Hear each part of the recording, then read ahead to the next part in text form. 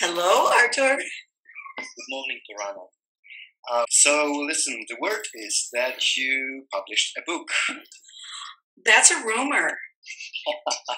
Yeah, the rumor says that the book is called Solution-Focused Brief Therapy with Families. Yes, it is. Would you like to see it? Do you have it with you? I do. Yeah, sure, if you could. Ta-da! That's what it looks like. This is the new book of Torana Nelson, Solution-Focused Brief Therapy with Families. And many people here in Poland know you, but if you could say a few words about yourself and your solution-focused practice, that would be really nice for anyone else who doesn't know you. Okay, well, hello to everybody who knows me. I look forward to seeing some of you in September.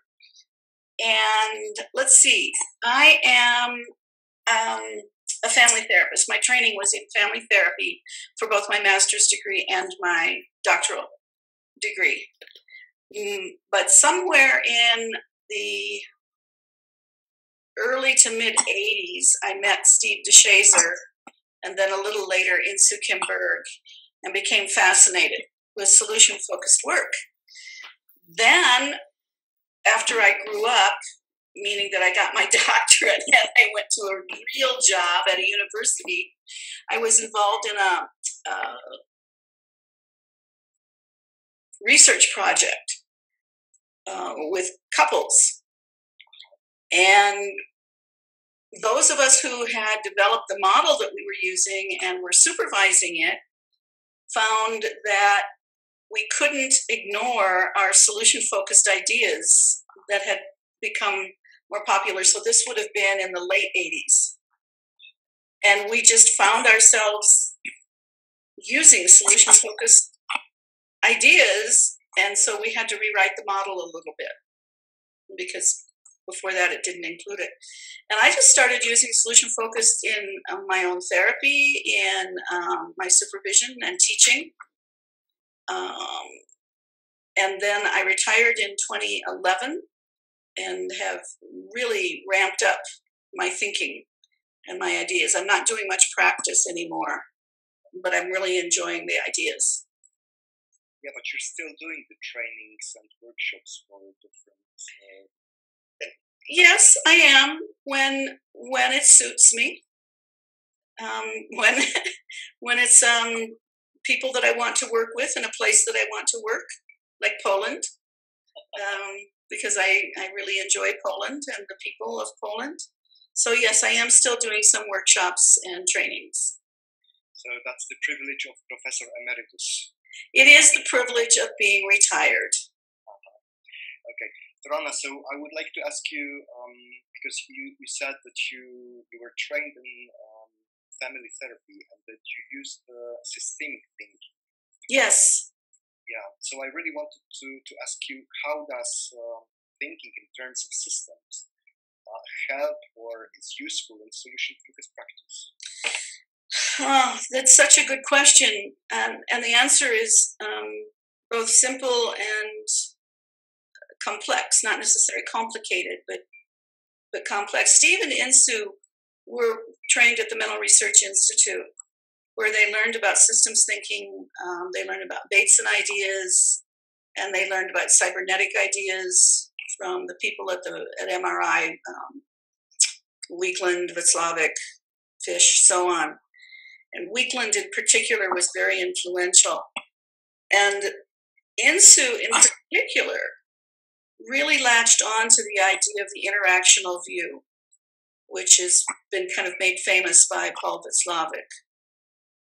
And that view is that whatever is going on with us is seated within an interaction with at least one other person, whether that person is there or not. We have people in our context.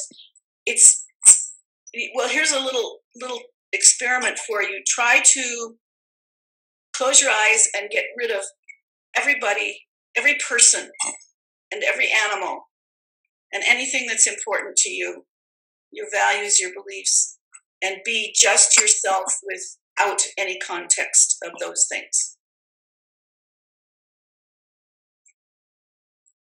If you can do it, you're a magician. It's kind of empty, vague place. It is an empty place, but you even have a relationship with that place. Yeah, exactly. So the interaction part is between you and the place. If you're meditating and have been successful at emptying your mind, which is not easy for most people to do. So the concept of interaction was really important from systemic thinking. Yes, because in systems thinking, we don't think about how one thing causes another. So particularly when we're talking about the kinds of troubles and concerns that people bring to us as therapists or practitioners in some way, it's not like the Freudian idea that somehow our childhood caused us to have the kinds of difficulties that we're having now. Rather, we think more in terms of circularity, which means that I interact with you, and then somehow, like I'm looking at you right now, Artur. I wish I could see the audience, but I would be looking at the audience and seeing how the audience is responding to what I am saying and doing, and that influences what I do next. And that's very familiar in solution-focused work, that we pay very close attention to how the client is responding in our conversations. So that's a very important concept, circular causality. So the concept of circular causality comes from systemic thinking and was incorporated somehow a great deal to solution focus. Yes, very much so incorporated into solution-focused work. Okay. Any other concepts? Or? I think another one that's really, really important is pattern.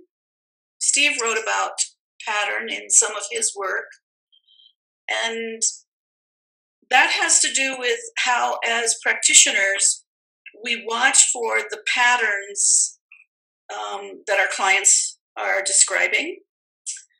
We watch for the patterns that are occurring between our clients and ourselves. We look for the patterns in what the client is saying is important to them and what the preferred future is, because they're going to be talking about a number of different things, and we will begin to see patterns of thinking and responding and interacting in those descriptions. And that gives us clues for questions. Okay, so we have interaction, we have circular causality, and we have patterns. Any other systemic concepts that you... Well, there are quite a few. You mentioned equifinality. Oh, you wanted to use that word, okay. I don't know how that translates, but what it means is that there are many ways to get to the same point. So when a client tells us about the preferred future and gives us details about the preferred future, we can ask them, okay, let's suppose that you are much closer to your preferred future. How did you get there? But we could also ask, what else? What are some other ways that maybe you could get there? We just really keep it in mind that our idea of how a client is going to become their preferred future is not what is necessarily going to be helpful to them. So that there are many ways to get to the point the client wants. Yes, many ways. You also mentioned the concept of wholeness. Do you think we have some time to elaborate on this? Sure. Wholeness is the idea that we are interacting with each other in a system. And that system is a whole. So let's suppose when I come to see you in September, I'm in a room with several people and we're talking about families and solution-focused practices. We are a system. The people who came to the workshop, you and the people who helped make the workshop happen, me, excuse me, and even all the people and all of the ideas and everything that come into the room with us, our previous training, our previous mentors, our experiences, everything comes into the room and forms a whole called a workshop. If any element of that workshop changes, the whole has to adapt to that change. And that adaptation means change. So if I'm going to adapt to the attendees' responses to me, then I frequently have to change how I am interacting or what I am doing. And we now have a new whole when that occurs. It's no longer the same system, it's slightly different. Now, if somebody comes in, it's a whole new system. If somebody leaves, it's a whole new system. Yeah, we can very often observe it when we work with our clients and think about systems. The clients change during therapy, and then the system have to adapt to it, and it's not that easy. That is so true. Just think about the last time you encouraged a client to think about how somebody else would respond when they've reached their preferred future. And you could see it in their faces. We've now brought another person into the system, the therapy system, the consultation system. And that is a new wholeness, a new system. And we have to adapt to that. And in fact, in solution focus, we rather pride ourselves on adapting to that, because that's good information for the current system that's attempting to help the client. Flexible one. I think it's simple, not always easy, but simple. All right. So you mentioned at least 5 concepts that you wrote about in the book. So interaction, circular causality, patterns, equifinality, and wholeness.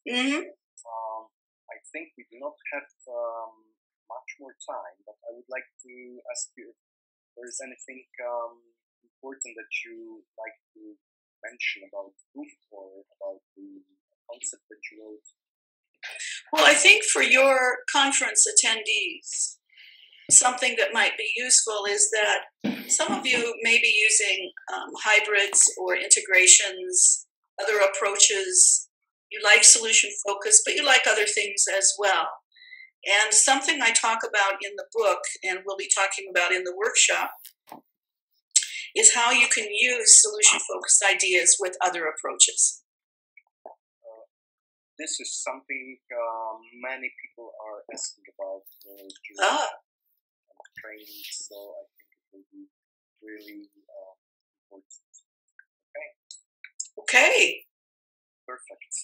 So there is hope. We can be a hybrid. We can mix, and we can still be solution focused. That's a debate.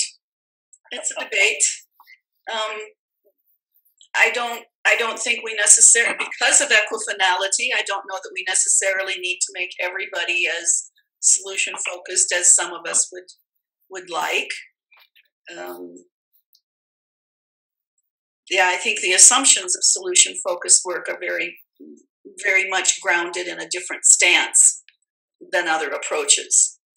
But that doesn't mean that some of the ideas can't be useful. So it brings us to the beginning and the title of our conference, Mutual Assumptions, Different Understandings. How about that? Madam Professor, thank you very much for your time and for this interesting lecture on systemic thinking and systemic concepts. And see you in September. I look forward to it. Thank you. You're welcome.